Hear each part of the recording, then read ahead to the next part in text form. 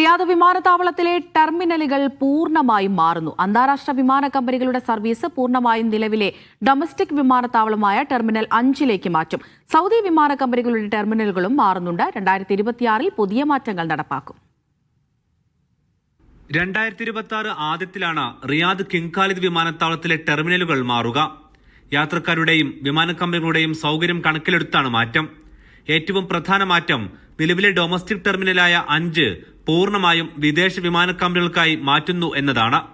അതായത് എയർ ഇന്ത്യയും ഇൻഡിഗോയും ഉൾപ്പെടെ സൗദിയുടേതില്ലാത്ത എല്ലാ വിമാന സർവീസും ടെർമിനൽ 5 നിന്നാകും ഇനിയുണ്ടാവുക. ഈ വിമാനങ്ങളുടെ കണക്ഷൻ ഫ്ലൈറ്റുകളും ഇവിടെ നിന്നായിരിക്കും. ഇതോടെ ഡൊമസ്റ്റിക് അഥവാ ആഭ്യന്തര വിമാന സർവീസുകൾക്കായി നിലവിലുള്ള 3ഉം 4ഉം ടെർമിനലാകും ഉപയോഗിക്കുക. അതായത് നിലവിലുള്ള ഡൊമസ്റ്റിക് സർവീസുകൾ അന്താരാഷ്ട്ര ടെർമിനലിലേക്ക് മാറും. ടെർമിനൽ 1, 2 എന്നിവയാണ് സൗദി വിമാന കമ്പനികളുടെ അന്താരാഷ്ട്ര സർവീസിന് മാറ്റിവെച്ചിരിക്കുന്നത്. Riyadh Air, Saudi Airlines, flynas, flyadeal തുടങ്ങിയ കമ്പനികൾ വിദേശ സർവീസ് നടത്തുക 1, 2 ടെർമിനൽ വഴിയാകും. ഫലത്തിൽ നിലവിലെ 1 മുതൽ 4 വരെയുള്ള ഇന്റർനാഷണൽ ടെർമിനൽ പൂർണ്ണമായും സൗദി വിമാന കമ്പനികൾക്ക് വഴിമാറും.